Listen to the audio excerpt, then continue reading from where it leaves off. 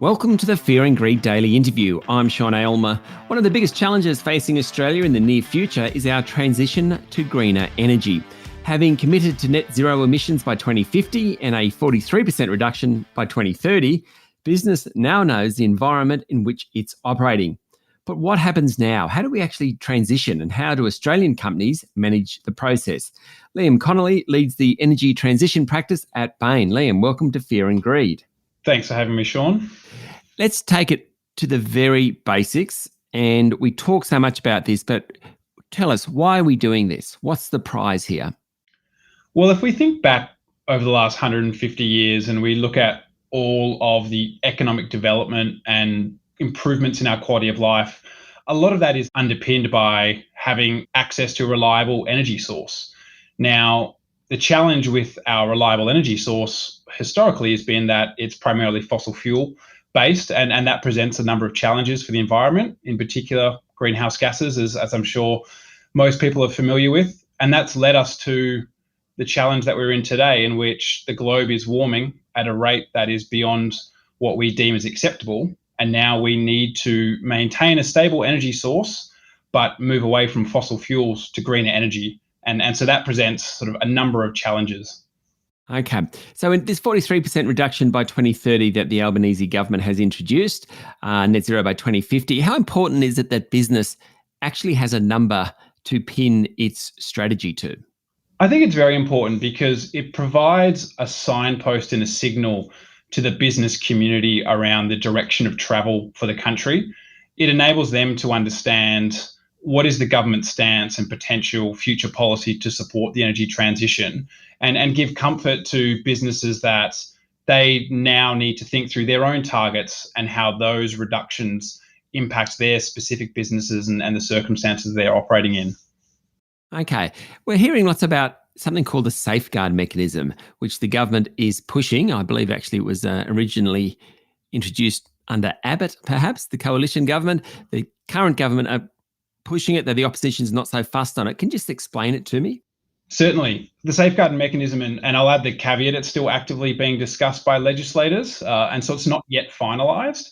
But in its current form, it's effectively mandating around 215 of Australia's largest emitters to reduce their emissions year on year to 2030. It equates to approximately 5% reduction that's going to be required year on year. And for any facility that doesn't meet the in-year reduction, the current proposal is a penalty of $275 per tonne of excess emissions for a given year.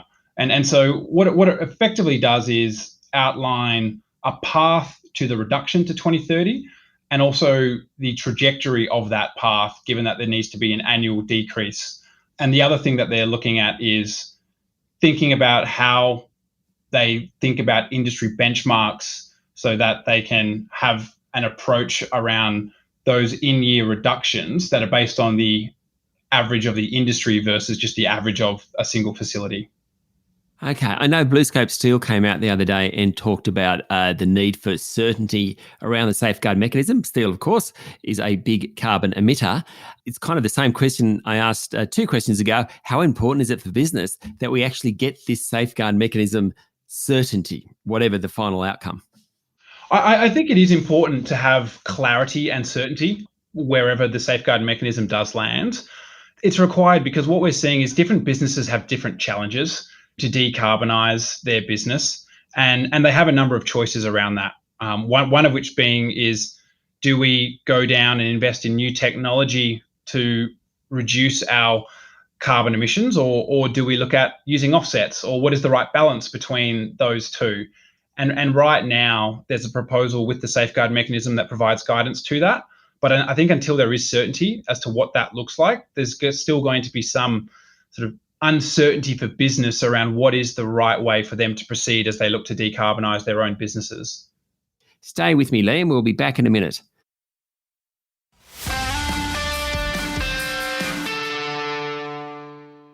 My guest this morning is Liam Connolly, who leads the energy transition practice at Bain. Okay, how worried are you about energy reliability? I know that in recent days, once again, I think it was the Australian Energy Market Operator came out and said by the end of this decade, we're looking at shortages. as coal-fired power stations are turned off.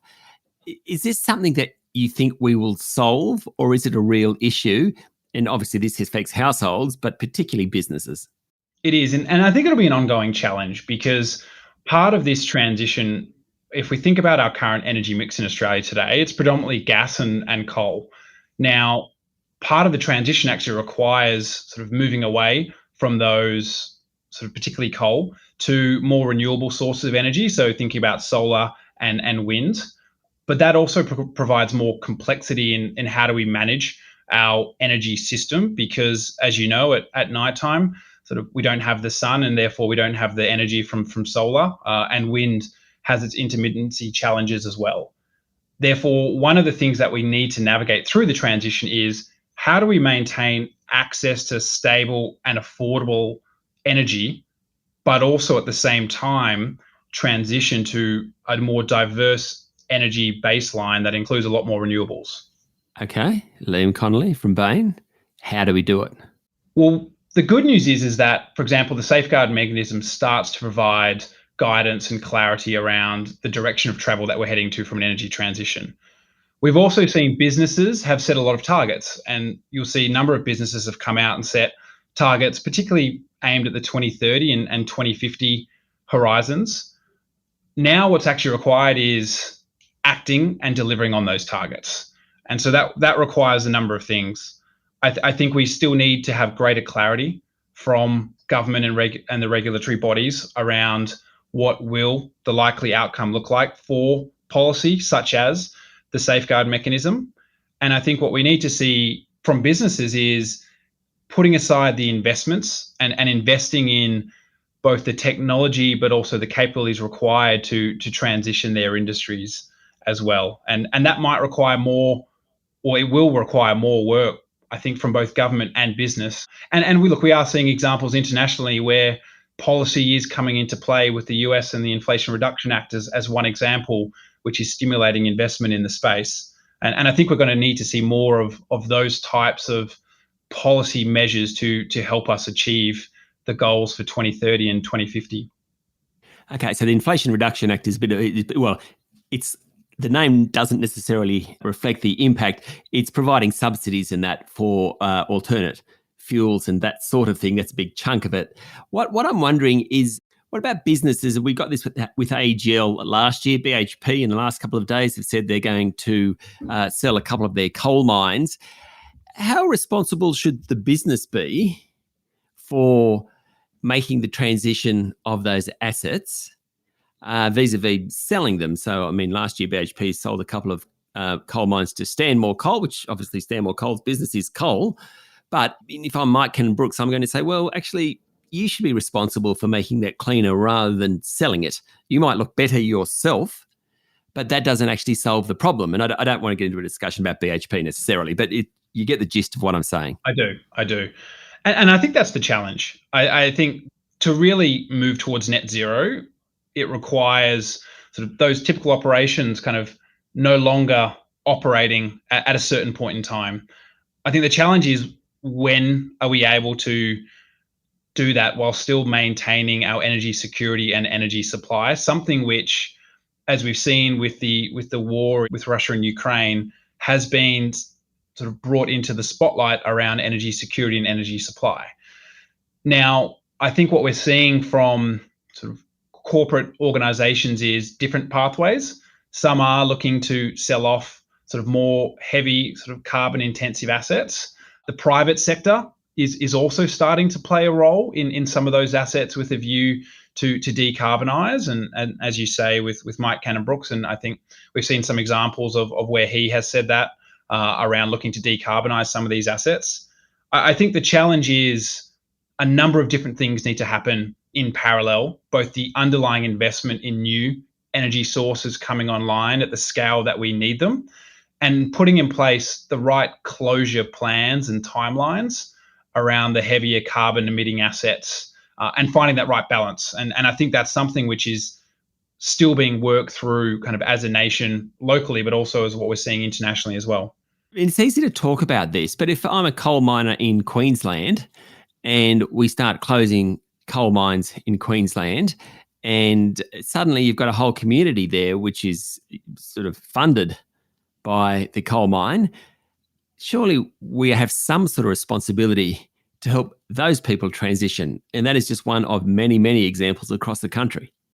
That's right. And the term that's typically used for that is the just transition.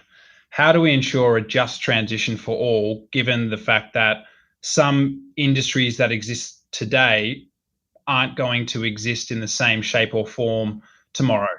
And what that requires, I think, is the right plans and engagement with these communities around, well, firstly, what are the timelines that we see this transition happening? But then secondly, how do we think about the opportunities that the transition presents as well? So one of the benefits of the transition is it's a once in a lifetime infrastructure build out. And so that's going to require sort of significant jobs and capabilities. And one of the things that we need to think through and how we balance it is, how do we ensure a just transition for those that are in more fossil fuel based sectors to think about the jobs and the opportunities that the energy transition presents? As a former print journalist, I know the just transition argument, and it has been going on for a long time, hasn't it, as society changes? It has. And look, I think it's something which will continue. This is probably one of the sort of most fundamental shifts that we're going to go through as a society. And I think that brings a lot of complexity and challenge and around living costs, employment, skills, technologies. And so that's something where I think there is still sort of a bit of uncertainty as to how that will play out. And that's also what is part of the challenge around, well, we can't just turn off a coal mine tomorrow, because that has significant implications both on sort of the communities in which it operates, the value of our exports, and also the sort of security of our power supply locally. A final question, Liam. How do you think Australian businesses are going in this transition? It varies a little bit by sector. Obviously, some are harder to abate than others. We actually did a survey of CEOs last year, and around 90% of them felt that Australia was trailing behind other developed nations in sustainability, and a large part of sustainability was energy transition and our carbon footprint. I think Australian business has done well at announcing targets. I think the challenge now is the rubber is hitting the road to deliver on those. And the safeguard mechanism now is effectively the stick that has been put in place to ensure that there is consistent year-on-year reductions. And so I think that's good. I think that's important, because that provides certainty for business to now think about, okay, now we have a view of how much we need to invest to achieve these goals. And it means the reduction happens sort of on an annual basis versus waiting until 2030 to see how we're tracking versus that target. Liam, thank you for talking to Fear and Greed. Thank you for having me. That was Liam Connolly, who leads the energy transition practice at Bain. This is the Fear and Greed Daily Interview. Join us every morning for the full episode of Fear and Greed, Australia's most popular business podcast. I'm Sean Aylmer. Enjoy your day.